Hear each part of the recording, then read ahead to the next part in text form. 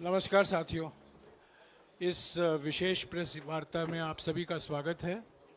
एक अत्यंत महत्वपूर्ण मुद्दे पर अभी राहुल जी आपको संबोधित करेंगे। Rahul ji. Are they going to put this stuff up here? Srivatsa? Are you putting this up here? नमस्कार, कैसे हैं? आप थोड़े शेल शॉक्ड लग रहे हो। ये कांग्रेस पार्टी ने क्या कर दिया, कैसे कर दिया? हाँ, अच्छा इसी के कारण है ये। अच्छा ज्यादा लोग आ गए। ओके। नहीं देखिए, आज हम बड़ी इंपॉर्टेंट चीज के बारे में आपको कहना चाहते हैं। पहली बार हमने नोट किया कि चुनाव के समय प्रधानमंत्री ने, होम मिनिस्टर ने और फाइनेंस मिनिस्टर ने स्टॉक मार्केट पर टिप्पणी दी। प्रधानमंत्री ने 2-3 बार, 4 बार देश को कहा कि स्टॉक मार्केट तेजी से आगे बढ़ने जा रही है। होम मिनिस्टर ने सीधा कहा कि 4 जून को स्टॉक मार्केट आसमान में जाएगी, लोगों को खरीदना चाहिए। और यही मैसेज फाइनेंस मिनिस्टर ने दिया। फर्स्ट, ये आज थोड़ा हम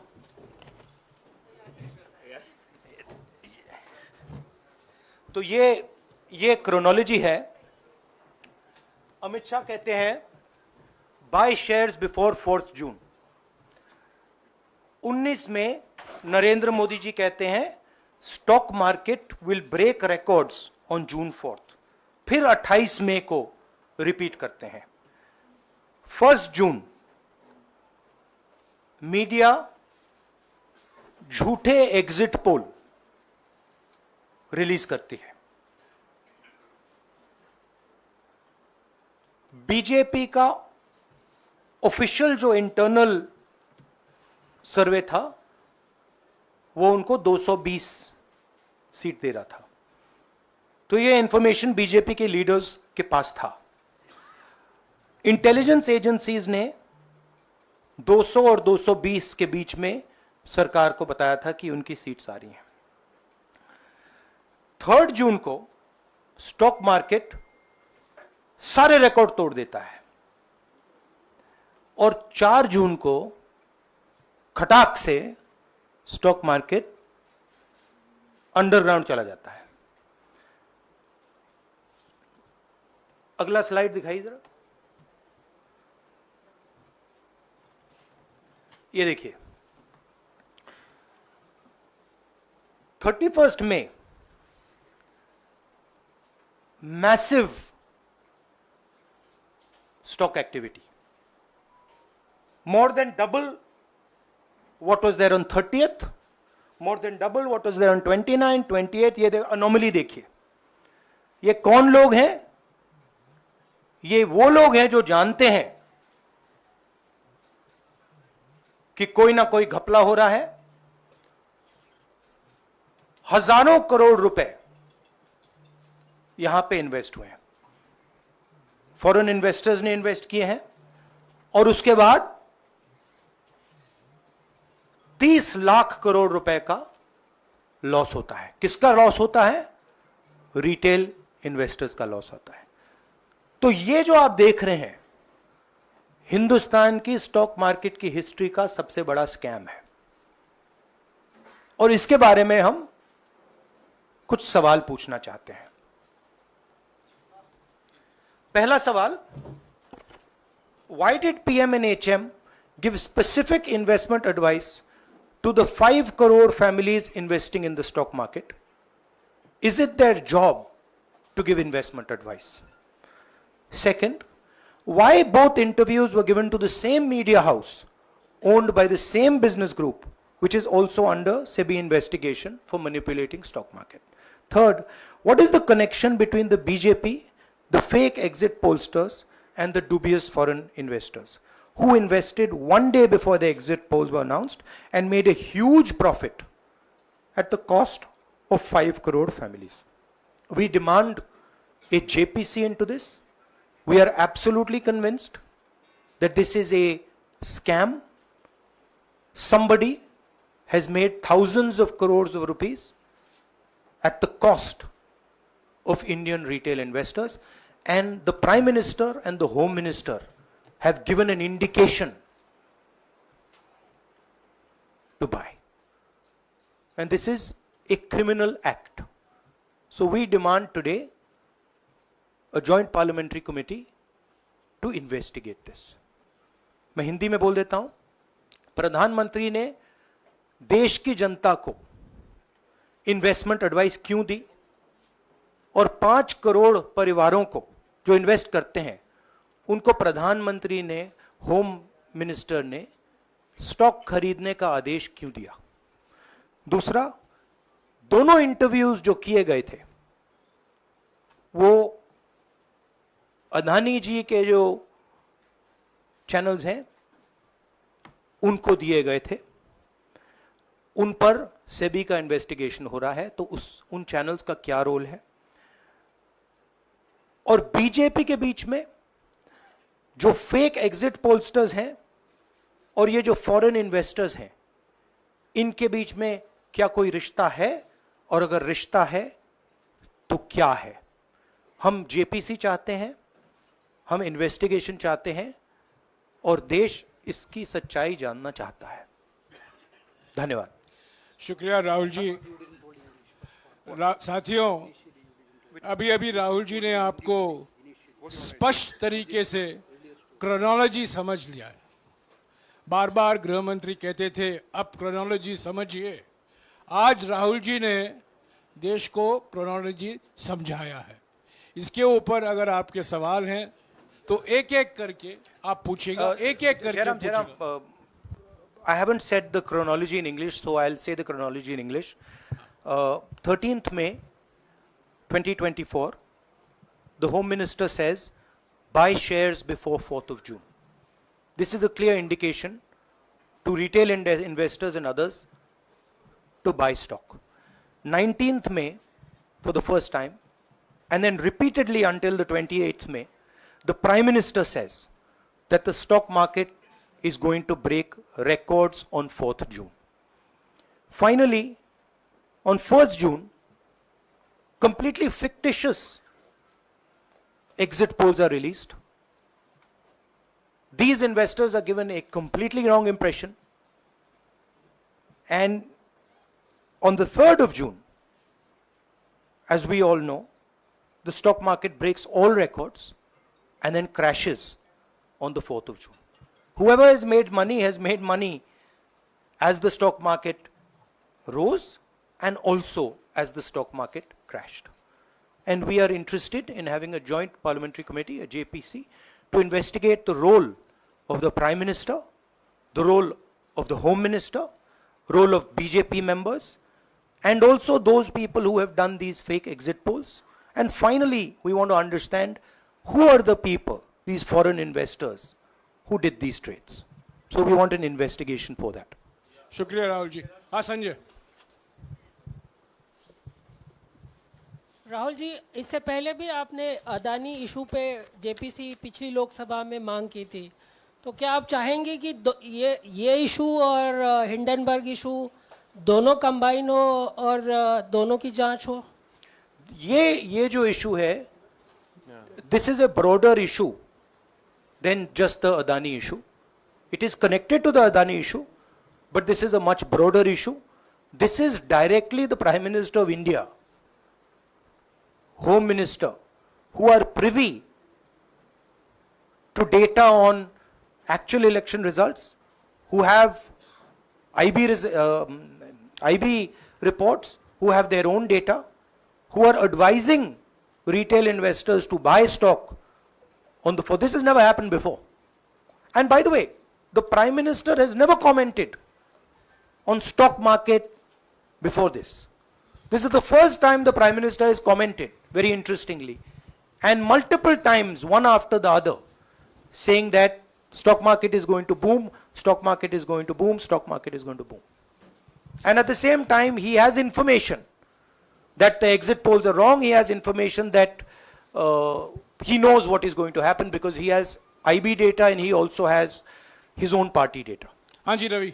राहुल जी, मेरा सवाल यही है कि जी न्यूज़ ने भी ये सारी चीज बताई है जनता को कि कई चैनलों ने मिलकर ये सब चीज किया है, जिस तरह से एग्जिट पोल करके लोगों को गुमराह किया है, जिस तरह से शेयर बाजार में सारा कुछ हुआ है, जी न्यूज़ ने भी इस मामले को उठाया है और बताया है। और आपके कहने का सीधा अर्थ है कि अडानी को इसका फायदा उठाने के लिए किया गया है? नहीं, मेरा कहने का ये अर्थ है कि उसमें अदानी इन्वॉल्व हो सकता है, मगर ये अदानी से बहुत बड़ी चीज है। इसमें बीजेपी के सबसे बड़े नेताओं ने कहा है, रिटेल इन्वेस्टर्स को मैसेज दिया है कि आपको स्टॉक खरीदना चाहिए। उनके पास इंफॉर्मेशन थी कि एग्जिट पोल्स गलत हैं, उनके पास इंफॉर्मेशन थी कि बीजेपी को फुल मेजॉरिटी नहीं मिलने वाली है, और वो जानते थे 3 जून को और 4 जून को क्या होने वाला है। कितने का 30 लाख, कितना 30 लाख करोड़ का नुकसान हुआ है? कितने का? 30 लाख करोड़ रुपए का नुकसान हुआ है और हजारों लाखों करोड़ रुपए का चुने हुए लोगों को फायदा हुआ है। और हम इंक्वायरी चाहते हैं प्रधानमंत्री पर, होम मिनिस्टर पर, जिन्होंने एग्जिट पोल किया उन पर, और ये जो फॉरेन इन्वेस्टर्स हैं उन पर।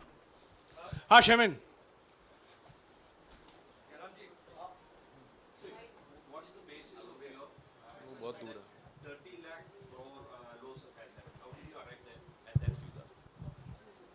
Do you want to explain? This is based on the value, market value of all the companies the day before the results came, and the market value of the stock market of all the companies at the end of the day on results. हाँ संजीव, एक minute Sanjeev. Rahul ji, you've talked about, are you alleging the involvement of the Prime Minister and the Home Minister? Yes. And whose money is it? Yes, Are you that, saying that it is what I their am money? saying. I am saying that people very high up in the BJP have carried out this scam.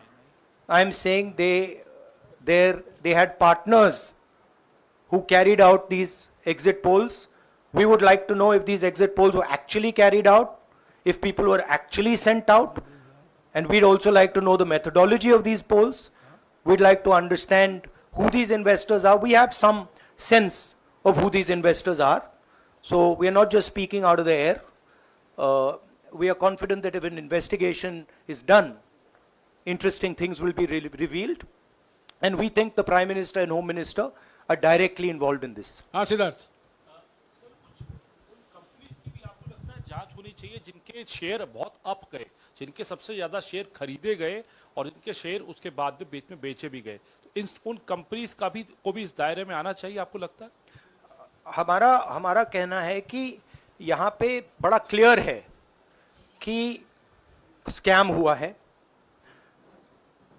प्रधानमंत्री ने directly कहा है, home minister ने directly कहा है, indicate किया है जनता को कि स्टॉक मार्केट ऊपर जाएगी। होम मिनिस्टर ने तो साफ कह दिया कि खरीदना चाहिए, और जब प्राइम मिनिस्टर और होम मिनिस्टर और फाइनेंस मिनिस्टर ऐसी बात करते हैं तो उसका रिएक्शन आता है, लोग उसको बिलीव करते हैं। तो बिल्कुल क्लियर है कि इन 3 लोगों ने कहा है।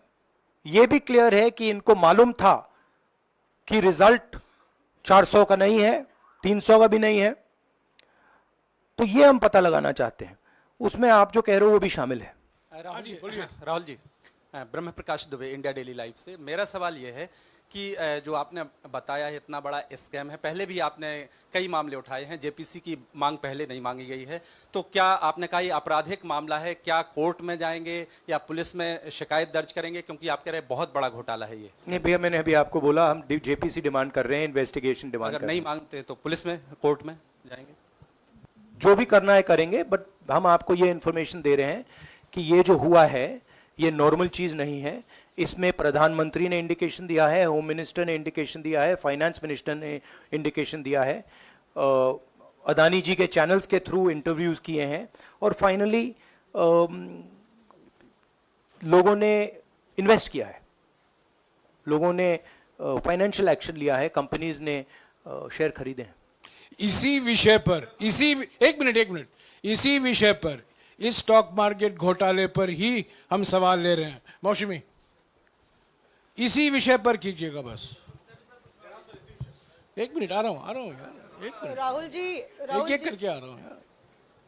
राहुल जी, हम लोग ने पहले भी देखा है कि आप लोग ने कई बारी जब सेशन होता है तो सत्ता पक्ष और विपक्ष आमने सामने होता है, जेपीसी की मांग होती है और सेशन पे सेशन वॉश आउट हो जाते हैं और जनता का पैसा वेस्ट होता है। तो क्या आपको ये तो बीजेपी की लाइन है। तो क्या नहीं, मतलब जनता का पैसा के सेशन वाटर, आप ऐसी टी शर्ट ले लो ना एक, मैं आपको दे दूंगा, जरूरत नहीं है, उनका वो सिंबल दे दूंगा आपको, ये उनकी लाइन है। सवाल आपको पसंद नहीं आए वो अलग बात है, पर आपको किसी नहीं, की सवाल मुझे बहुत पसंद आ रहा है। इस तरह से उंगली उठाने की जरूरत नहीं। आप चेक बहुत अच्छा लग रहा है, बोलिए। बीजेपी का बैच पहनने की आप जरूरत सवाल नहीं। पूछे ना, सवाल नहीं, आपको भी जयराम साहब ये बोलना चाहिए, नहीं, सवाल गलत पूछे, बात है। सवाल पूछे। मेरा बस ये सवाल था कि जेपीसी की मांग पे कई बारी कामकाज ठप हो जाता है, तो क्या आपको लगता है कोई और भी राह आप लोग सड़क की राह इख्तियार कर सकते हैं, क्योंकि ये आम आदमी का पैसा है। हम जनता को एक रियलिटी बता रहे हैं कि यहाँ पे क्लियरली एक स्कैम हुआ है। यहाँ पे प्राइम मिनिस्टर ने इंडिकेट किया है, यहाँ पे होम मिनिस्टर ने इंडिकेट किया है, यहाँ पे फाइनेंस मिनिस्टर ने इंडिकेट किया है। नॉर्मली बीजेपी की ये पोजीशन होती है कि जब भी हम कोई मुद्दा उठाते हैं तो हम पार्लियामेंट का टाइम वेस्ट कर रहे हैं। वही पोजीशन आपने अपनाई है, इसीलिए मैंने आपसे कहा कि देखिए आप बीजेपी की पोजीशन ले रही हैं।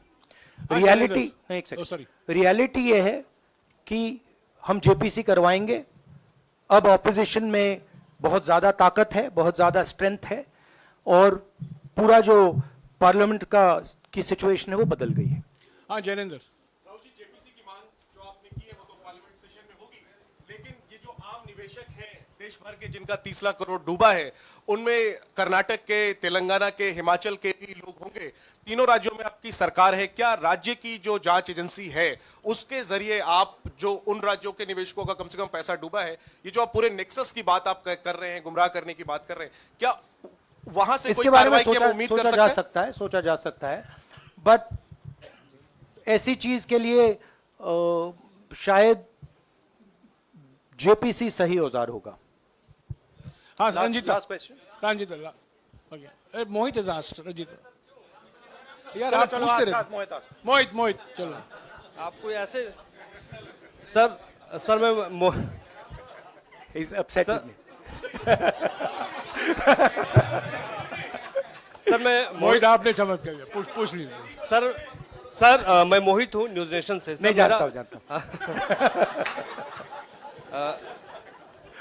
सर लगातार पिछले घोटालों में भी आपने जेपीसी की बात की थी, आपने हर जांच की बात की, और ये एक बड़ा घोटाला सामने आया, इसमें भी आप जेपीसी की मांग कर रहे हैं। कितनी उम्मीद है कि लोग जेपीसी की ये लागू करेंगे? आपको क्या लगता है कि ये जेपीसी लागू करने वाले, अगर नहीं करेंगे फिर क्या करेंगे आप लोग?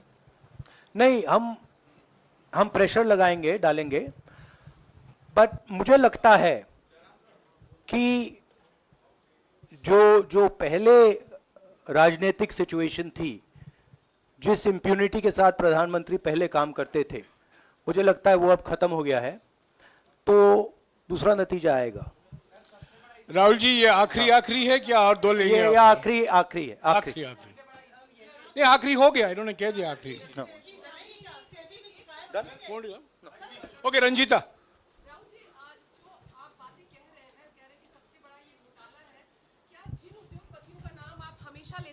चुनावी जो रैलियां रही हैं उसमें भी और उसके बाद भी, क्या आप कहना चाहते हैं कि सरकार ने मदद की है उन उद्योगपतियों को और अमीर बनाने में?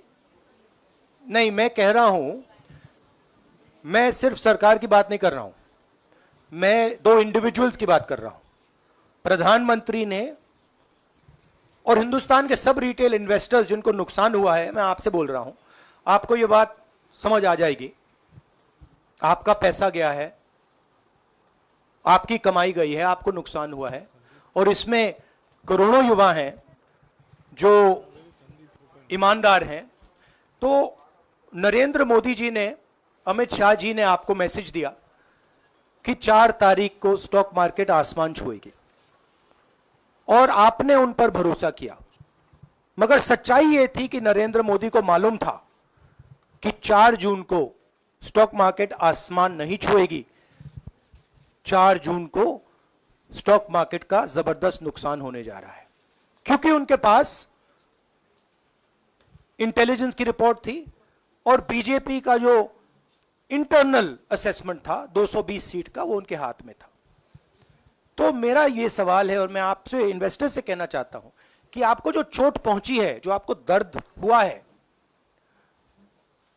वो चोट नरेंद्र मोदी जी और अमित शाह के बयान ने आपको पहुंचाई है। और हजारों करोड़ रुपए किसी ना किसी ने चोरी की है। वो आपके जेब से गए हैं, रिटेल इन्वेस्टर्स के जेब से गए हैं। तो मैं चाहता हूं, आपके लिए बोल रहा हूं, मैं आपके लिए बोल रहा हूं कि इन्वेस्टिगेशन होना चाहिए, पता लगाना चाहिए कि प्रधानमंत्री जी ने, होम मिनिस्टर ने आपको यह गलत इंफॉर्मेशन क्यों दी और ये कौन लोग हैं, इन्वेस्टर्स जो हैं, फॉरेन इन्वेस्टर्स हैं, जिन्होंने इस दिन फायदा उठाया। ये देखिए ग्राफ है, ये रेड चार्ट जो है, इसको देख लीजिए। ये नॉर्मल ट्रेडिंग है, ये नॉर्मल ट्रेडिंग है, ये ग्रे वाली नॉर्मल ट्रेडिंग है। और ये जो ट्रेडिंग है, ये अबनॉर्मल ट्रेडिंग है, ये 2-3 गुना है। और फिर ये हुआ है नुकसान। तो ये नरेंद्र मोदी जी और अमित शाह से मैं पूछ रहा हूं कि आप में इसमें आपका क्या रोल था, और रिटेल इन्वेस्टर्स के लिए पूछ रहा हूं, आपकी मदद के लिए, आपकी मदद करने के लिए पूछ रहा हूं, और इन्वेस्टिगेशन होगा तो आपके लिए होगा। धन्यवाद, शुक्रिया। Thank you.